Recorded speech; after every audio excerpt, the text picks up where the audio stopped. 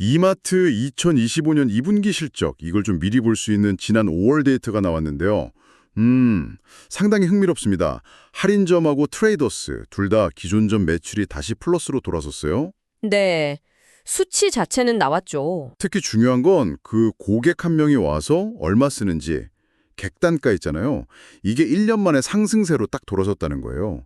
할인점은 1.3%, 트레이더스는 0.9% 올랐고요. 네, 그 부분은 긍정적으로 볼 수 있겠네요. 5월 초에 대형 할인 행사도 있었고, 뭐 이 정도면 소비 심리가 좀 살아나고 있다, 이런 신호 아닐까요?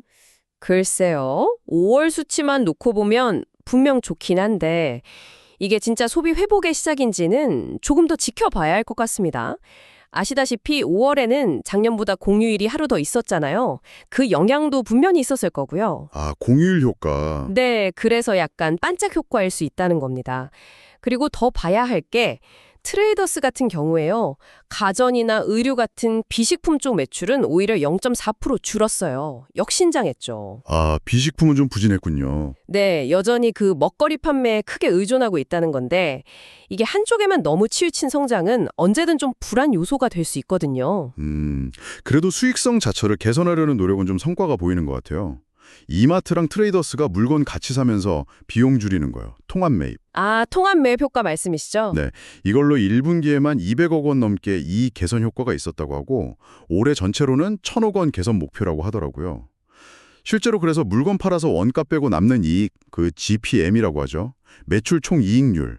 이게 두 사업분 모두 좋아졌어요. 통합 매입 효과는 분명히 의미 있습니다. 그건 맞는데 하지만 온라인 사업, 쓱닷컴은 여전히 좀 골칫거리죠? 쓱닷컴이요? 네, 뭐 연간 1,000억 원 이상 비용 줄이겠다 이렇게 이야기는 했지만 1분기에는 정작 물건 판매 자체가 줄었어요. 순매출이. 그러다 보니까 수익성 개선이 제대로 안 됐습니다. 그 새벽 배송하던 물류센터, 네오센터 정리하고 뭐 구조조정하고 있는데 이 효과가 나타나려면 아직 시간이 더 필요해 보입니다. 구조조정이라는 게 뭐 단기간에 끝나긴 어렵죠. 아, 그렇군요. 온라인 쪽에서 또 하나 큰 변화가 G마켓인데요. 이건 좀 긍정적인 소식이 있는 것 같아요. 알리바바랑 합작법인 JV 만들기로 하면서 생긴 효과인데 예전에 G마켓 인수할 때 얹어줬던 웃돈 있잖아요. 그거 매년 비용 처리하는 걸 PPA 상각이라고 하는데 네, PPA 상각 부담이 컸죠. 그렇죠. 이게 연간 1,000억 원이나 됐거든요. 그런데 JV 설립 추진하면서 이 부담이 1분기부터 싹 사라졌습니다.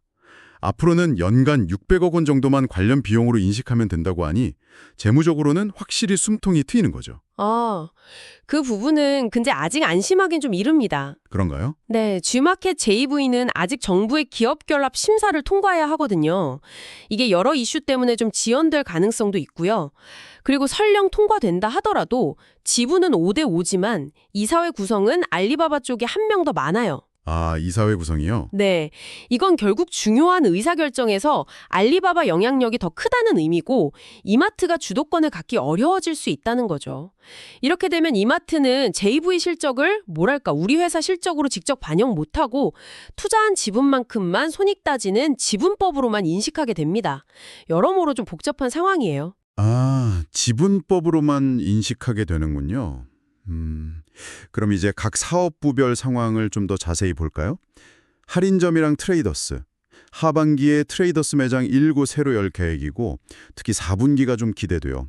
작년 4분기 실적이 워낙 안 좋았어서 마이너스 8%, 그 기저효과도 있고. 네, 작년 4분기가 안 좋았죠. 네. 그리고 올해는 추석이 10월에 있잖아요. 이것도 4분기 실적에 보탬이 될 것 같고요. 또 경쟁사인 홈플러스가 7월에 부천 중동점 문 닫는 등 점포 줄이는 것도 반사이익이 될 수 있지 않을까요? 뭐 기대 요인도 물론 있지만 아시겠지만 2분기는 원래 유통업계에서는 좀 비수기입니다.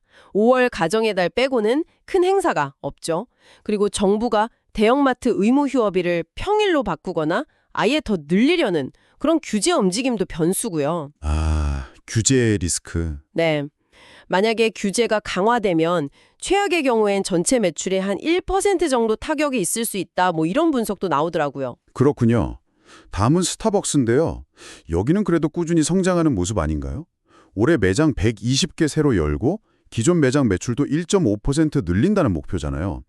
작년 말에 가격도 올렸으니 그 효과도 좀 있을 거고요. 커피 말고 다른 음료나 음식 재료 공급처 다변화해서 원가 낮추려는 노력도 한다고 하고요. 계획은 그렇죠. 근데 1분기 실적을 보면요. 예상치 못한 복병이 있었어요. 바로 환율입니다. 환율이요? 네, 원두 가격 자체는 좀 안정적이었는데 원 달러 환율이 1,400원대까지 막 오르면서 원두 사오는 비용 부담이 확 커진 거죠. 그래서 이익 개선이 좀 더뎠습니다.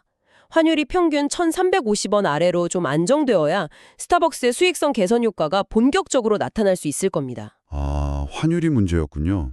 그럼 마지막으로 건설 부문인데요. 이쪽은 계속 좀 걱정이네요. 네, 맞습니다. 건설은 이마트의 아픈 손가락이죠. 1분기에 이익이 늘어난 것처럼 보이긴 했는데 이건 사실 회계 기준 변경 영향이 컸던 거고요. 실제로 공사가 잘 되거나 분양이 잘 돼서 번 돈이 늘어난 게 아니에요. 회계적 요인이군요. 그렇죠. 오히려 아직 팔리지 않은 아파트 때문에 손실 처리해야 할 비용, 그 대손 충당금 문제, 이게 아직 남아 있습니다. 이것 때문에 2분기란 4분기에 다시 적자 규모가 커질 수 있고요. 부동산 경기가 계속 안 좋으면 2027년까지 적자가 이어질 수 있다, 이런 전망까지 나와요. 2027년까지요? 그래도 좀 다행인 건 그 위험성이 크다고 하는 PF, 프로젝트 파이낸싱 대출 규모는 한 2, 3천억 원 수준으로 줄었다고 하더라고요. 그리고 자회사 지분 매각 같은 걸로 현금 흐름에는 문제가 없도록 관리하고 있다고 하니까 아주 최악의 상황으로 가진 않을 것 같다는 희망은 있네요. 더 이상 신규 사업도 안 벌이고 있고요. 네, 유동성 위기 자체는 관리하고 있다고는 하지만 근본적인 사업 정상화까지는 아직 갈 길이 멀어 보입니다.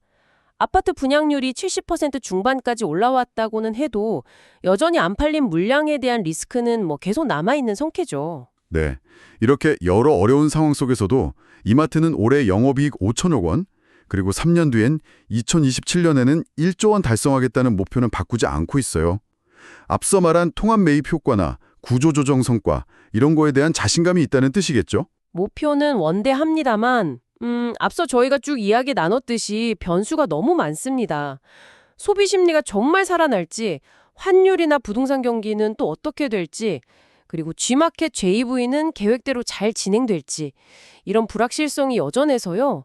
과연 그 목표를 달성할 수 있을지는 계속 지켜봐야 할 문제입니다. 아직은 좀, 네. 네, 오늘 이마트를 둘러싼 여러 긍정적인 요인, 또 부정적인 요인들을 자세히 살펴봤는데요. 시청자 여러분께서는 이마트의 미래를 어떻게 전망하시나요? 결국은 이마트에게 던져진 가장 큰 질문은 이거 아닐까 싶습니다. 그 강력한 오프라인 매장을 기반으로 해서 온라인 사업들 쓱닷컴, G마켓 JB, 또 커피 사업 스타벅스, 그리고 어떻게 보면 본업과 좀 동떨어진 건설까지 이 다양한 사업 포트폴리오를 지금처럼 복잡한 경제 환경 속에서 과연 얼마나 효과적으로 관리하고 시너지를 만들어낼 수 있을까? 그래서 지속 가능한 성장을 이룰 수 있을 것인가? 이 질문에 대한 답을 찾아가는 과정, 이게 앞으로 이마트를 지켜보는 핵심 포인트가 되지 않을까 싶습니다.